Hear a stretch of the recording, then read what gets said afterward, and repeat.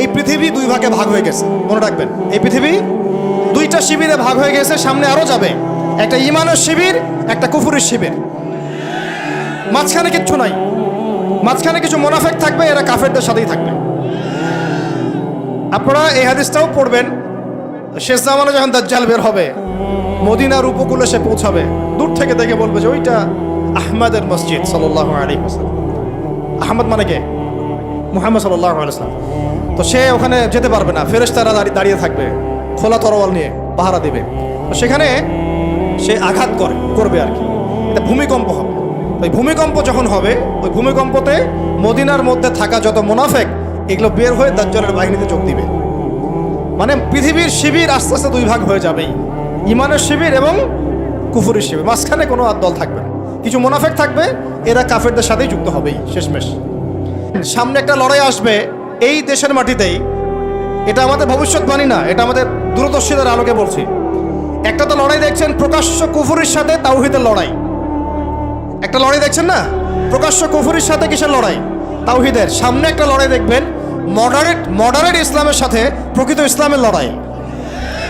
নতুন একটা ব্যাটল দেখবেন সমাজের মধ্যে চলবে, কথায় কলমে, টকশোতে, ময়দানে, ওয়াজ মাহফিলে, সব জায়গায় দেখবেন একটা নতুন ব্যাটল সামনে আসবে।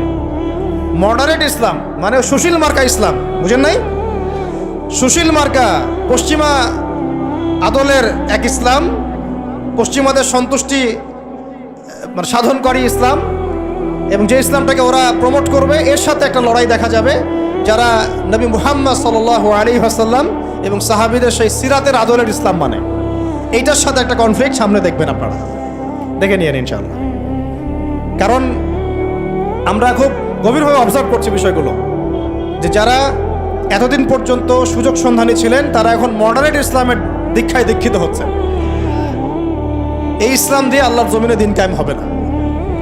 ইসলামে আল্লাহর জমিনে দিন কায়েম করতে হলে সাহাবীদের ইসলাম নিয়ে আসতে হবে বাংলার জমিনে। আর সাহাবীদের ইসলাম শুধু আমর বিল মারুফের ইসলাম ছিল না, এখানে নাহি আনিল মুনকারও ছিল। মানে আপনারা হয়তো বোঝেন নাই, মানে শুধু সৎ কাজে আদেশের ইসলাম ছিল না, বরং অসৎ কাজে নিষেধের ইসলামও ছিল। শুধুমাত্র আমরা ভালো ভালো কথা বলবো, অন্যায় নিষেধ করব না, শুধুমাত্র তাবলীগের কথা বলবো, আল্লাহর জমিনে দিন কায়েমের কথা বলবো না, প্রয়োজনে আমরা জুলুমের বিরুদ্ধে দাঁড়িয়ে যাব না, জালেমের বিরুদ্ধে প্রতিবাদ করব না, এইরকম ইসলাম, এইরকম মানহাজ দিয়ে আপনি বাংলাদেশের জমিনে দিন কায়েম করতে পারবেন। এখন কথা হচ্ছে, অনেক গভীরে চলে যাচ্ছি। যুবক ভাইদেরকে বলছিলাম যে নামাজের সাথে তেলাওয়াত ধরে রাখেন, আজকার ধরে রাখেন, ওলামা ইকরামের সোহবত ধরে রাখেন, এবং প্রকৃত ইসলাম আর এই protestant version of Islam, moderate Islam, এর পার্থক্য বোঝার চেষ্টা করবেন। ইসলাম শিখবেন আল্লাহ, তার রাসূল এবং সাহাবীদের কাছ থেকে। ইসলাম আমাকে পশ্চিমাদের কাছ থেকে শিখতে হবে না, ভারতের কাছ থেকে শিখতে হবে না, এই সুশীলদের কাছ থেকে শিখতে হবে না, এই মুনাফিক মার্কা বুদ্ধিজীবীদের কাছ থেকে শিখতে হবে না। ইসলাম শিখবো কোত্থেকে? সাহাবীদের কাছ থেকে। কাদের কাছ থেকে? এবং সিরাত থেকে আমি দলিল নিব। কোত্থেকে দলিল নিব? সিরাত থেকে, কোরআন থেকে এবং সুন্নাহ থেকে আমি দলিল নিব। আমি পশ্চিমাদের থেকে দলিল নিব না। একটা বিষয়ে স্পষ্ট মনে রাখবেন, ওরা যে ইসলামটাকে প্রমোট করবে নিঃসন্দেহে সেই ইসলামের মধ্যে আব্দুল্লাহ বিন উবাইয়ের একটা মানহাজ থাকবে। ওদের ইসলামের সাথে আব্দুল্লাহ বিন উবাইয়ের মানহাজ জড়িত থাকবে। খবরদার এই ট্র্যাপে পা দিবেন না, আল্লাহ পাক আপনাদেরকে হেফাজত করেন, আমিন। এরপরে আসেন যে পয়েন্টটা নিয়ে আমি এদিকে চলে আসছি, যে আমাদের সমাজের এই সংকটগুলা, যে বড় বড় লেভেলের সংকটগুলো, এগুলোকে যদি আমরা দূর করতে চাই, তাহলে আল্লাহর কসম করে বলছি, রাষ্ট্র ব্যবস্থায় পরিপূর্ণ ইসলাম কায়েম না হওয়া পর্যন্ত আমরা পরিপূর্ণ স্বাধীনতা অর্জন করতে পারবো না। এইটা একদম নিজের মধ্যে সূরা ফাতিহার মতো মুখস্থ করে নেন।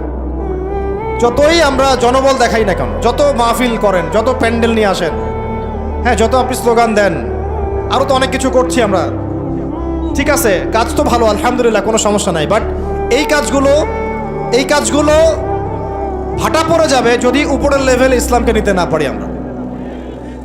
এমনকি মসজিদের মধ্যেও আমরা স্বাধীন থাকতে পারবো না যদি আমরা রাষ্ট্র ব্যবস্থা ইসলামকে নিতে না পারি।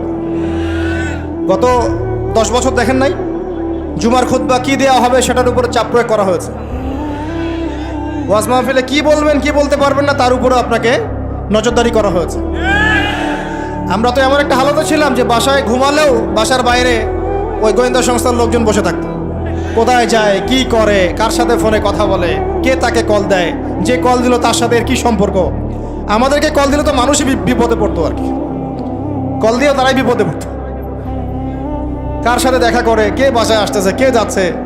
এই যে একটা মনে আছে দাজ্জাল যে দ্বীপে বন্দী আছে, একটা হাদিস আছে না, একটা যে তামিমদারি রাদিয়াল্লাহু আনহু হাদিস। প্রথমে একটা প্রাণীর সাথে দেখা হয়, সেই প্রাণী জিজ্ঞাসা করে যে তোমরা কোথা থেকে আসছো, মনে আছে হাদিসটা? তো ওই প্রাণী নিজের পরিচয় দিয়েছিল কি, যে আমি জাসাস, আমি কে জাসাসা, আমি কে জাসাসা, আমি হচ্ছে গোয়েন্দা। জানি না এই হাদিসের আসলে তামিল এখন আমার জানা নাই, আল্লাহ ভালো জানেন, আমি এখনো শিখছি। কিন্তু এখন খেয়াল করে দেখেন পুরা যে সভ্যতাটা চলছে, এরা যেভাবে তাওহীদপন্থী মুসলিমদেরকে এইভাবে গোয়েন্দা সংস্থাদের আওতায় নিয়ে আসছে, উঠতে বসতে চলতে ফিরতে তারা আপনাকে নজরদারির মতো রাখতেছে, ঠিক দাজ্জালের ওই জাসাসার মতো, ঠিক দাজ্জালের জাসাসার মতো। আল্লাহ, যাই হোক, কথা হচ্ছে যে আপনি আমি মসজিদেও স্বাধীন থাকতে পারবো না যদি আমরা উপরের লেভেলের ইসলামকে নিতে না পারি, শক্তিশালী হতে না পারি। এই যে একটু আগে বললাম সুদের কথা, আপনি সুদভিত্তিক অর্থ ব্যবস্থাকে বন্ধ করা তো দূরের কথা, বন্ধ করা বহু দূরের কথা, এখানে সমস্যা আনতে পারবেন না যদি আপনি রাষ্ট্র ক্ষমতা ইসলামকে নিতে না পারেন। শিক্ষার কথা বলি, দুটো লাইন বলি। শিক্ষার যা দুরবস্থা চলছে, এই দুরবস্থায় উচিত ছিল দেখেন প্রাইমারি স্কুলেই আমাদের বাচ্চারা কোরআন তেলাওয়াত শিখে যাবে। আপনি লক্ষ লক্ষ প্রাইমারি স্কুলের বাচ্চাদেরকে একটা জায়গায় বসান, তাদের মধ্যে 90% কোরআন তেলাওয়াত করতে পারে না। হাই স্কুলের বাচ্চারা পারে না, কলেজের বাচ্চারা পারে না, ইউনিভার্সিটির ছেলেরা পারে না, অনার্স মাস্টার্সের ছেলেরাও পারে না। তাদেরকে যারা শিক্ষা দেয় শিক্ষক মণ্ডলী, তারাও 80% কোরআন তেলাওয়াত করতে পারে না। একটা দেশের শিক্ষা কমিশন কোরআন তেলাওয়াত করতে পারে না, একটা দেশের এমপি মন্ত্রী আমলারা কোরআন তেলাওয়াত করতে পারে না। ইল্লা মাশাআল্লাহ, ইল্লা মাশাআল্লাহ, যারা শিখেছে তারা কিন্তু রাষ্ট্রীয় শিক্ষানীতির মধ্যে সিলেবাসের মধ্যে শিখে নাই, তারা শিখেছে কোনো ওস্তাদের কাছে, হয় কোনো মক্তবে, না হলে মাদ্রাসায়। তাহলে একটা মুসলিম প্রধান রাষ্ট্রে শিক্ষা ব্যবস্থার মধ্যে কোরআন বাধ্যতামূলক নাই।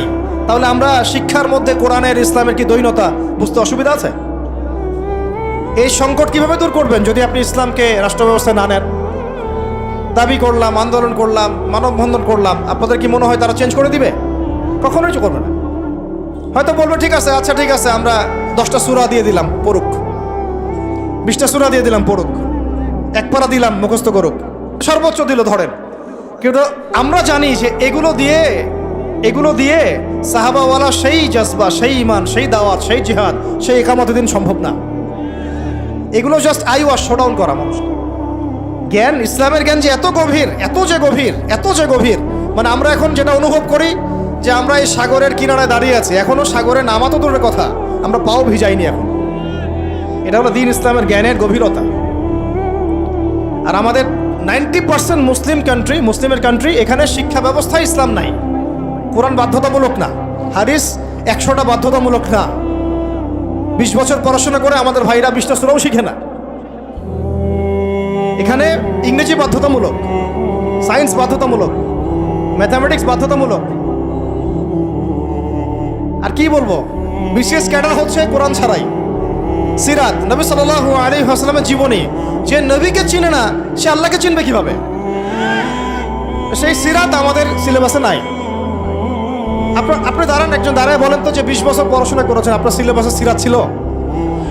একটা বই খতামুল আম্বিয়া, সিরাতে খতামুল আম্বিয়া, পাতলা এতটুকু বই, সিরাতে খতামুল আম্বিয়া, মুফতি মোহাম্মদ শফি রাহমাহুল্লাহ লিখেছেন, এতটুকু বই। এই বইটাও কি পড়াইছে? তাহলে একটা দেশের শিক্ষা কমিশন কি করছে আসলে? এদেশের কোটি কোটি ছেলে, কোটি কোটি মেয়ে, কোটি কোটি শিশু কোরআনবিহীন ভাবে শিখছে, হাদিসবিহীন শিক্ষা শিখছে, সিরাতবিহীন শিক্ষা শিখছে, ইসলামের ইতিহাস নাই, আকিদা তো বহু দূরের কথা, ফরজে আইনেরও কোনো পড়াশোনা নেই। কিন্তু এখানে আপনি শরীফও পাবেন, আরো কত কি পাবেন, এগুলো না হয় নাইবা বললাম, বলতেও খারাপ লাগে। উন্মুক্ত যৌন চর্চা ওখানে পড়ানো হচ্ছে, যৌন শিক্ষার নামে উন্মুক্ত ফ্রি সেক্সের দীক্ষা দেওয়া হয় নাই। এখন কতটুকু সংস্কার হচ্ছে আমি জানি না, নতুন করে আমি বই ঘাঁটি নাই। আগে 20-30 বছর আগে যাও ইসলামের কিছু ছিল, গদ্য পদ্য উপন্যাস কিছু ছিল, এগুলো আস্তে আস্তে সব উঠায় দেওয়া হচ্ছে। খেয়াল করে দেখেন, তাহলে এটাকে পরিবর্তন আনার জন্যে শুধু কি মানববন্ধন যথেষ্ট হবে? ওয়াজ মাহফিলে আমি যে বলছি আমার বলাটা কি যথেষ্ট হবে? এরা শুনেও শুনবে না, দেখেও দেখবে না। আমি বলে দিচ্ছি আপনাদেরকে, যদি সেকুলাররা উপরে থাকে, এই তথাকথিত সুশীলরা, এই রাম বাম প্রগতিশীলরা, এরা এই কথাগুলো শুনবে, শুনে বিশ্বাসও করতে পারে হ্যাঁ এটা সত্য কথা বলছে ছেলেটা, কিন্তু ওরা কিছুই করবে না। কারণ কিছু বললেই দুটো শব্দ, কিছু বললে নাকি ওদের আব্বু মাইন্ড করবে। আব্বু চিনেন তো? আব্বু হচ্ছে কে? আমেরিকা। হ্যাঁ, কিছু বললে কে মাইন্ড করবে? আবার কিছু বললে আম্মু নাকি বকা দিবে। আম্মু চিনেন? আম্মু কে? না, আম্মু হচ্ছে ভারত। ওদের চিন্তাটা এরকম, কিছু বলবো না, বলা যাবে না, কিছু করা যাবে না, সংস্কার করা যাবে না, কিছু বললে আব্বু মাইন্ড করবে। আব্বু কারা? পশ্চিমারা। আব্বু কারা? পশ্চিমারা। আবার এখন বলছে কিছু বললে আম্মু মাইন্ড করবে, আম্মু বকা দিবে। হ্যাঁ, আপনারা কেন মব সন্ত্রাস করতেছেন, মবক্রেসি করতেছেন? আসলো না কিছু কথা কয়দিন আগে? কিছু বললেই, মানে হুজুররা কিছু বললেই ভারত যেতে যাবে, ভারতের মিডিয়াতে তোলপাড় হবে। হ্যাঁ, বাকি আপনারা যদি আন্দোলন করেন, সংগ্রাম করেন, অভ্যুত্থান ঘটান, তাহলে কোনো সমস্যা নাই। হুজুররা বললেই সমস্যা। কথা হচ্ছে ভাই, মূল কথা একটাই, এই যে অর্থনৈতিক সংস্কারের কথা বললাম আর শিক্ষা সংস্কারের কয়েকটা উদাহরণ দিলাম, শিক্ষার এই দৈন্যতা, দুরবস্থা, 20টা বছর 30টা বছর আপনার জীবন থেকে কেড়ে নেওয়া হলো একটা চাকরির সুরসুর দিয়ে, একটা শিক্ষিত হবেন সার্টিফিকেটের একটা কলা ঝুলাই দিয়ে আপনার জীবন থেকে 20 বছর নিয়ে নেওয়া হয়েছে। এই 20 বছরে আপনি কিচ্ছু শিখতে পারেননি ইসলাম, কিন্তু এই 20 বছর কিন্তু জীবন আর ফিরে আসবে। 20 বছর দূরের কথা, একটা দিন চলে গেলে কি ফিরে আসবে নাকি? অথচ এই 20 বছরে আপনি মুফতি হয়ে যেতে পারতেন। আমরা আফসোস করতেছি এখন। এবং ওই সময়, যে সময়টা কেড়ে নেওয়া হয়েছে, ওই সময়টা আমাদের জীবনের সবচেয়ে উর্বর সময় ছিল। ওই সময় আমাদের ব্রেন থাকতো ফটোকপি ব্রেন, একটা পৃষ্ঠা দেখলেই মুখস্থ হয়ে যায়। তখন মুখস্থ করাইছে একদম ছোটবেলা থেকেই। আমি তো শিক্ষা নিয়ে কাজ করতেছি লাস্ট 7 বছর 8 বছর হয়ে গেছে। 7-8 বছর থেকে আমি স্কুলিং করতেছি, আরও বিভিন্ন প্রজেক্টে আছি। ওদের সবগুলো বই শুরু থেকে গোড়া থেকে ঘেটেছি, আমরা ঘাটছি, এখনও ঘাটছি। একদম ছোটবেলা থেকেই বাচ্চাকে শেখায় Jack and Jill went up the hill. আপনারা পড়ছেন না এগুলো? জনি জনি ইয়েস পাপা, এই কবিতাগুলো একদম ছোটবেলা থেকে প্লেয়ার ক্লাসে, নার্সারি ক্লাসে, ওই কবিতার মধ্যে ওকে মিথ্যা শেখানো হয়। জনি জনি ইয়েস পাপা কবিতাটা দেখেন, ইটিং সুগার নো পাপা, খাচ্ছ কি? চিনি খাচ্ছ? বলতেছে কি খাচ্ছি না, মুখের মধ্যে কিন্তু চিনি আছে। তাহলে ছোটবেলায় আমার বাচ্চাকে শেখানো হলো কিভাবে মিথ্যা বলতে হয়। প্রত্যেকটা জায়গায় সমস্যা আছে, প্রতিটা জায়গায় তারা সূক্ষ্ম সুকৌশলে বিষ ঢুকাই দিছে। প্রবলেমের মানে সমস্যার গোড়া যে এত গভীর, কোনটা ছেড়ে কোনটা বলবো আমরা হুঁশ পাচ্ছি না। এই জন্য পুরো মূল সমাধানের জায়গাটা বললাম, ওইটা যদি ঠিক হয়ে যায় বাকি সবগুলো ঠিক হয়ে যাবে ইনশাআল্লাহ। আর এখন বিগত প্রায় 50, 60, 70 বছর থেকে বাংলাদেশে দাওয়াতের কাজ অনেক হয়েছে আলহামদুলিল্লাহ, এখনও হচ্ছে, দৈনন্দিন হয়েই যাচ্ছে ইনশাআল্লাহ।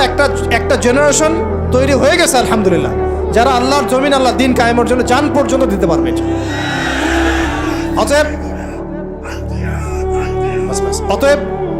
অতএব যেহেতু মুরব্বী কেরাম আছেন আমাদের মাথার উপরে, এবং আমাদের মধ্যে এই চেতনা আছে, আমরা দাওয়াত পেয়েছি, কবুল করেছি, সত্য মিথ্যা চিনতে শিখেছি, বুঝতে শিখেছি, এখন আমার মনে হয় এটাই সবচেয়ে উত্তম সময় বাংলাদেশের জন্য ইসলামকে রাষ্ট্র পর্যায়ে নিয়ে যাওয়ার। এখন যদি আমরা পিছুপা হয়ে যাই, শিথিলতা দেখাই, বা এই অভ্যুত্থানে আমরা যদি পরবর্তী সময়ে ইসলামকে এগিয়ে নিতে ব্যর্থ হয়ে যাই, আমরা আবার 50 বছর পিছায় যাব কিন্তু।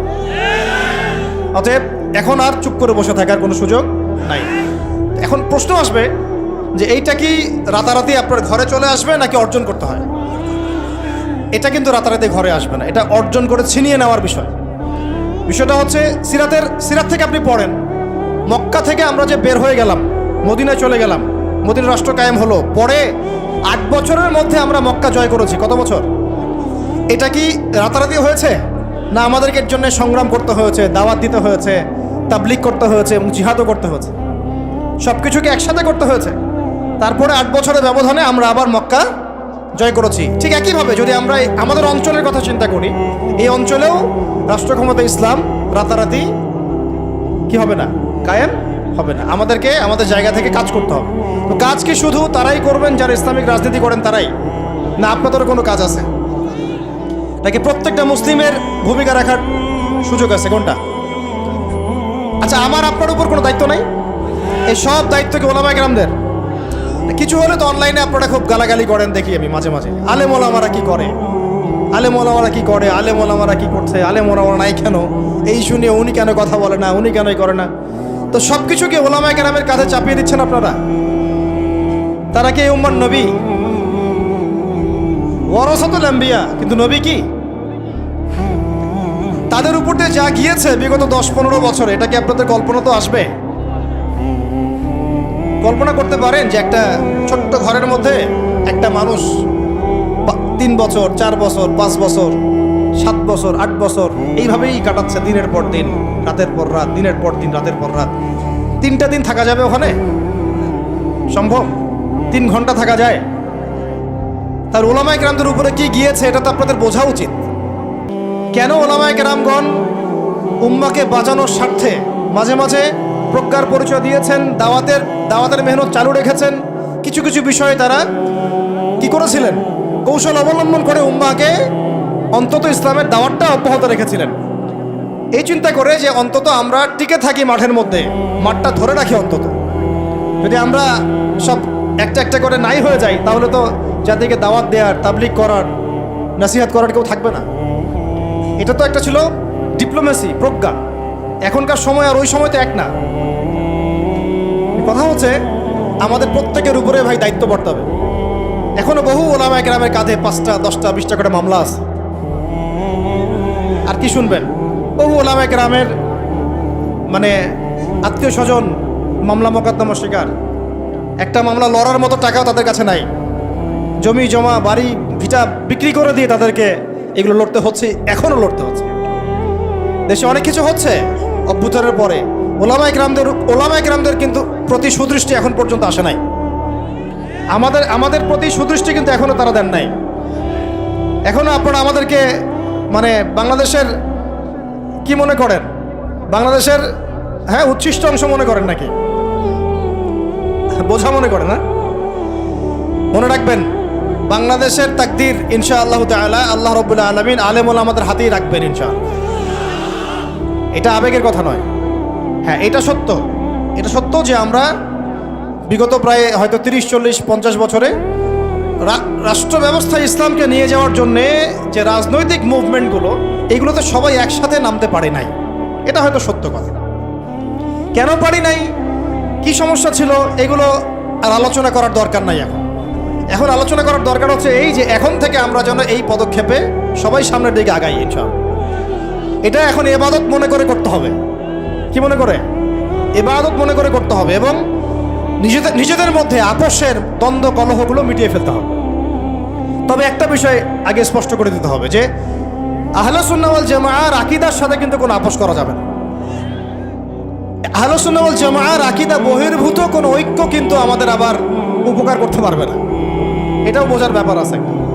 আহলে সুন্নাহ ওয়াল জামাআর সাথে যাদের আকীদাগত মিল আছে তাদের সাথে ঐক্য করতে আমাদের কোনো সমস্যা নাই। কিন্তু যারা এই আকীদা এবং মানহাজ বিবর্জিত চিন্তা চেতনা লালন করেন, তাদের সাথে ঐক্য হতে পারে ডিপ্লোম্যাটিক, কিন্তু মানহাজগত ঐক্য কখনোই সম্ভব না।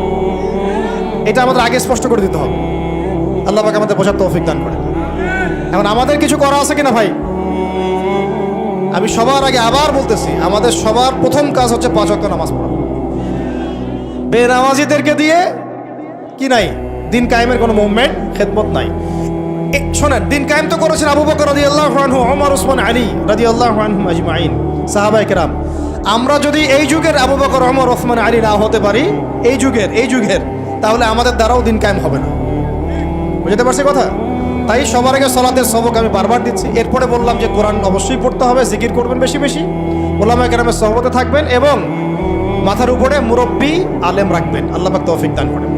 এরপরে আমি বলছিলাম যে অবশ্যই রিজিক হালাল হয়ে যেতে হবে, পরিবারের আদর্শগুলো ইসলামিক হয়ে যেতে হবে, সন্তানদেরকে আল্লাহর জন্য মানুষ করতে হবে মুজাহিদ হিসাবে। সৎ কাজে আদেশ সবাইকে করতে হবে, অসৎ কাজে নিষেধও সবাইকে করতে হবে। পাশাপাশি নিজেদের জান মাল সময় শ্রম দিয়ে আল্লাহর জমিনে দিন কায়েমের জন্য এই ইসলামিক রাজনৈতিক মুভমেন্টগুলোর সাথে থাকতে হবে। আল্লাহ পাক থাকার তৌফিক দান করেন। আর তিনটা জিনিস ইলমের সাথে খুব বেশি কানেক্টেড, এটা মাথায় রাখবেন। একটা হচ্ছে আদব। একটা কি? আদব। আদব রক্ষা করতে না পারলে ইলম অর্জন করতে পারবেন না। তাই আদব রক্ষা করার জন্য আমাদেরকে ওই জেনারেল লাইনে পড়াশোনার মেজাজটা ত্যাগ করে আসতে হবে। আমরা ওইখানে যে মেজাজে পড়াশোনা করি, ওই মেজাজটা আমাদেরকে একটু কর্পোরেট হতে শেখায়। মানে আমি বেতন দিয়েছি 500 টাকা, আমি 500 টাকার ক্লাস পাইলাম না কেন, তাই না? মেজাজটা এরকম আর কি। অথচ এখানে ওস্তাদের দোয়া নেওয়ার জন্য আমাদেরকে সিরিয়ালে দাঁড়িয়ে থাকতে হবে। এটা হচ্ছে এই প্ল্যাটফর্ম, এটা হচ্ছে ওই অন্য জায়গা। এখানে একজন নবী হয়েও মুসা আলাইহিস সালাম যুগের পর যুগ হাঁটছেন এমন একজন ব্যক্তির সাক্ষাতের জন্য যিনি তার চেয়ে বেশি জ্ঞানী। তার নাম খিদর আলাইহিস সালাম, যিনি তাকে সাথে নিতে চাচ্ছেন না। তিনি বলছেন যে ইন্নাকা লান তাস্তাতিআ মাইয়া সাবরা, তুমি তো আমার সাথে ধৈর্য ধরতে পারবে না। কিন্তু মুসা আলাইহিস সালাম তারপরও চললেন, বারবার প্রশ্ন করলেন, কিন্তু শেষ পর্যন্ত সম্পর্ক কিন্তু ছেদ হয়ে গেল। মনে আছে কি? সূরা কাহফের কথা বলছে। তো এটা হচ্ছে এই ইলমের জায়গাটা এমন একটা ইলমের জায়গা যেখানে আদব রক্ষা না করলে ইলম পাওয়া যাবে না। আরেকটা বিষয় হচ্ছে তাসকিয়া, ইলম অর্জন করে ওস্তাদের কাছ থেকে দোয়া নেওয়া এবং আত্মশুদ্ধি অর্জন করা। মনের মধ্যে কোনো হিংসা না রাখা। আমাদের সবার এখন মনের মধ্যে যে হিংসা দিয়ে পড়তো, হিংসাগুলোকে ছেড়ে দেন, মন বড় করে ফেলেন, আল্লাহর জন্য ছেড়ে দেন। হিংসা ত্যাগ করেন, গীবত করা বন্ধ করে দেন, অপবাদ দেয়া তো একেবারেই নিষেধ, পরশ্রী কাতরতা ছেড়ে দেন, মনটাকে একদম খালেস করে রাখেন। একদম সাহাবী সম্পর্কে নবীজি বলছেন, এই যে এখন যে সাহাবী ঢুকবে মসজিদে ও জান্নাতি। সবাই আগ্রহ নিয়ে বসে আছে, কে এসে ঢুকলেন? জান্নাতি। পরের দিনও সেম কথা, এখন যে ঢুকবে সে জান্নাতি। সেম সাহাবী ঢুকলেন, পরের দিনও সেম কথা, এখন যে ঢুকবে সে জান্নাতি। সেম সাহাবী ঢুকলেন। এবার একজন সাহাবী কৌশল করে তার বাসায় গেলেন, দেখি তো কি আমল করে সে। তো দেখলেন তো রাত্রেবেলা তাহাজ্জুদে উঠতেছে না, এশার নামাজ পড়ে ঘুমায় গেছে, ফজরের নামাজে উঠল। 3 দিন থাকলেন, 3 দিন সেম। তখন তিনি বললেন, আচ্ছা ভাই, তোমার ব্যাপারে নবীজি এরকম মন্তব্য করেছেন, তোমাকে তো এমন কোনো খাস আমল করতে দেখলাম না। তো তিনি বলছেন, আচ্ছা একটা বিষয় হতে পারে, আমি অত বেশি আমল হয়তো করি না, কিন্তু আমি যখন ঘুমাতে যাই আমি সবাইকে মাফ করে দিয়ে ঘুমাই। মন ফ্রেশ, মনটা থেকে সব বের করে দেওয়া, এটা তাসকিয়া। আজকে আমরা কয়েকটা বিষয় আল্লাহর কাছে ওয়াদাবদ্ধ হতে পারি কি? পারা যাবে? 1 নাম্বার, জীবনে কোনোদিনও নামাজ ছাড়বো না ইনশাআল্লাহ।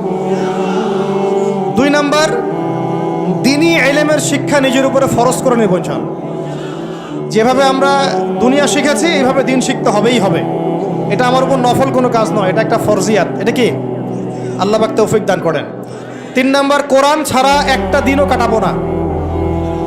পারবো ইনশাআল্লাহ? কোরআনুল কারীম ছাড়া একটা দিনও কাটাবো না ইনশাআল্লাহ। 4 নাম্বার, আল্লাহর জিকিরে জবানকে সিক্ত রাখবো ইনশাআল্লাহ। 5 নাম্বার, মাথার উপরে একজন বরেণ্য আলেম রাখবো, অন্তত একজন। অন্তত কয়জন? কারো মাথার উপরে 100 জন থাকতে পারে, কোনো সমস্যা নেই। অন্তত একজন মুরব্বী আলেমের পরামর্শে চলবেন, একা একা চলবেন না।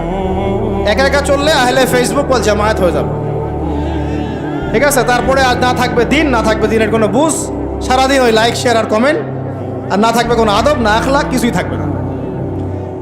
এবং আস্তে আস্তে ওই বদদোয়া লাগবে গায়ে, আলেমদের বদদোয়া লাগবে, সরে যাবেন দিন থেকে। ওলামায়ে কেরামের বদদোয়া নিলে দেখবেন দিন থেকে সরে গেছে না। বহু মিসাল নজির আমাদের সামনে আছে, ওগুলো নিয়ে আমি কথা বলতে যাচ্ছি না।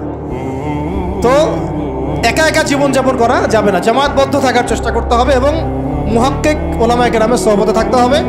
যারা আল্লাহর জমিনে দিন কায়েমের ফিকির করছেন সেই সব ওলামায়ে কেরামের সাথে থেকে পরামর্শ নিয়ে বাকি জিন্দেগি কাটান ইনশাআল্লাহ। এর আগে আমি তো বলি যে বিয়ে শাদী তাড়াতাড়ি করে ফেলেন, রিজিকের ব্যবস্থা তাড়াতাড়ি করে ফেলেন এবং বেশি থেকে বেশি সন্তান নেন।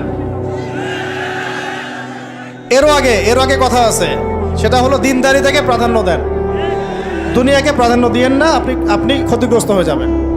দিনদারি থেকে প্রাধান্য দিলে আপনার পরিবার হবে আপনার জন্য জান্নাতের একটা টুকরা ইনশাআল্লাহ। আর যদি দুনিয়াকে প্রাধান্য দেন, ওই পরিবারই হবে জাহান্নামের টুকরা। আল্লাহ পাক আমাদের সবাইকে দিনদার জীবন সঙ্গিনী দান করেন। আর সন্তান নিতে হবে বেশি বেশি, এবং সন্তান থেকে মানুষ করতে হবে একেবারে মুজাহিদ হিসেবে ছোটবেলা থেকেই। আমি তো বললাম যে শিক্ষা নিয়ে আমরা কাজ করছি, আপনি নিজেও কাজ করে দেখেন। শিক্ষা ব্যবস্থার একদম চরম দৈন্যতা আছে, এটাকে সংস্কার করার জন্য সবাইকে হাত লাগাতে হবে। সর্বোপরি হালাল খেতে হবে, হালাল খেতে হবে, এবং আমর বিল মারুফ নাহি আনিল মুনকারের কাজ সবাইকেই করতে হবে ভাই, একজন দুজন করলে হবে না। নিয়মিত তাবলীগে সময় দেন, আল্লাহর রাস্তায় সময় লাগান, পড়াশোনা ঠিকমতো করেন, এই অনলাইনের ফিতনা থেকে বেঁচে থাকেন। আর যত রকম যুব সমাজকে নষ্ট করার ফিতনা আছে, যেমন মাদক, পর্নোগ্রাফি, মেয়েদের সাথে ফ্রি মিক্সিং, তারপরে আপনার এই যে টিকটক, এই যা যা আছে যেগুলো যুবকদেরকে নষ্ট করে, এগুলোর ধার কাছেও যাবেন না আল্লাহর রাস্তায় ভাই। এই জীবনটা একটা জীবন, শোনেন আমার কথা, শেষ করছি, আমি লম্বা করবো না। এই জীবনটা একটা জীবন ভাই, আপনাদেরকে বলছি, আমাদেরকে সবাইকে আমরা নিজেকে নসিহত করছি আর কি। জীবন একটা, কয়টা? একটা দিন চলে গেলে ফিরে আসবে না, একটা রাত চলে গেলে ফিরে আসবে না। আমরা যদি একবার কবরে চলে যাই ফিরে আসতে পারবো না। যা করার এই জীবনে করতে হবে। হেলায় খেলায় এই পশ্চিমাদের ফাঁদে পড়ে, কাফেরদের ফাঁদে পড়ে, তাগুত মুনাফিকদের ফাঁদে পড়ে, ইবলিসের এই বাহিনীর ফাঁদে পড়ে জীবন নষ্ট করা যাবে না। জীবনে যা করেছি তওবা করে ফিরে আসবো, যা করেছি কি করব? তওবা করে ফিরে আসবো। বাকি জিন্দেগি আল্লাহর জন্য কাটিয়ে দেবো ইনশাআল্লাহ। বাকি জিন্দেগির প্রতিটা দিন রাত, ওঠা বসা চলাফেরা শুধুমাত্র একজন ব্যক্তিকে অনুসরণ করবো আমরা ইনশাআল্লাহ। তার নাম কি? মুহাম্মদ রাসূলুল্লাহ সাল্লাল্লাহু আলাইহি ওয়াসাল্লাম এবং তার সাহাবীদেরকে অবশ্যই। এছাড়া আমাদের সামনে আর কিচ্ছু নাই, আর কোনো রাস্তাও খোলা নাই। আমাদেরকে বুঝতে হবে আল্লাহ পাক এই দুনিয়াতে আমাদেরকে তার ইবাদত করার জন্য পাঠিয়েছেন। আল্লাহ পাক দেখতে চান আমলে কেউ আহসান, আল্লাহ পাক দেখতে চান আইয়ুকুম আহসানু আমালা। আল্লাহ পাক সাফল্য বলতে তাই বুঝিয়েছেন, ফামান যুহজিহা আনিন নার ওয়া উদখিলাল জান্নাতা ফাকাদ ফাজ। ওইটাই সাফল্য, দুনিয়ার সাফল্য চিরস্থায়ী নয়। আল্লাহ পাক আমাদের তরুণ ভাইদেরকে কবুল করেন, আমিন। নিজেদের জান মাল সময় শ্রম ব্যয় করে উজাড় করে আল্লাহর জমিনে দিন কায়েমের মেহনতে আমরা আত্মনিয়োগ করবো ইনশাআল্লাহ। আর শুরুতে আমি বলছি না যে আপনি শুরুতেই রাস্তায় নেমে আসেন, নিজের আত্মসংস্কার করেন, নিজের নফসের সংস্কার করেন, পড়াশোনা ঠিক করে ফেলেন, আমল ঠিক করে ফেলেন, ওলামা কেরামের সোহবতে চলে আসেন এবং তাদের সাথে মশওয়ারা করে পরবর্তী পদক্ষেপ নেওয়ার চেষ্টা করেন। এক কথা, জমিন আল্লাহর, দিন হবে, দিন আল্লাহর, জমিন হবে কার? এই দিন আল্লাহর, জমিন আল্লাহর, বিধান চলবে কার? বাস আল্লাহর জমিনে আল্লাহর বিধান প্রতিষ্ঠার জন্যে আমাদের সবাইকে আত্মনিয়োগ করার তৌফিক আল্লাহ পাক দান করেন, আমিন। আল্লাহ পাক আমাদের সবাইকে পরিপূর্ণ নামাজি হয়ে যাওয়ার তৌফিক দান করেন, শরিয়া বোঝার তৌফিক দান করেন, শরিয়ার বিধানগুলো বাস্তবায়ন করার তৌফিক দান করেন। আল্লাহ পাক ইসলামকে রাজনৈতিক ক্ষমতায় নিয়ে যাওয়ার তৌফিক দান করেন। আল্লাহ পাক আল্লাহর জমিনে আল্লাহর বিধানগুলো কায়েম করে ফেলার তৌফিক দান করেন। আসন্ন রমজানে আল্লাহ পাক আমাদের সবাইকে সুস্থ রাখেন, সবাইকে নিরাপদে রাখেন এবং সমস্ত রোজাগুলো হকেদায় করে করার তৌফিক দান করেন। আল্লাহ পাক আমাদের সবাইকে কোরআনওয়ালা বানায় দেন, সুন্নাহওয়ালা বানায় দেন, সাহাবায়ে কেরামের মানহাজে দিন কায়েমের তৌফিক দান করেন, সিরাত মুখস্থ করে ফেলার তৌফিক দান করেন, ইসলামী শিক্ষায় শিক্ষিত হওয়ার তৌফিক দান করেন।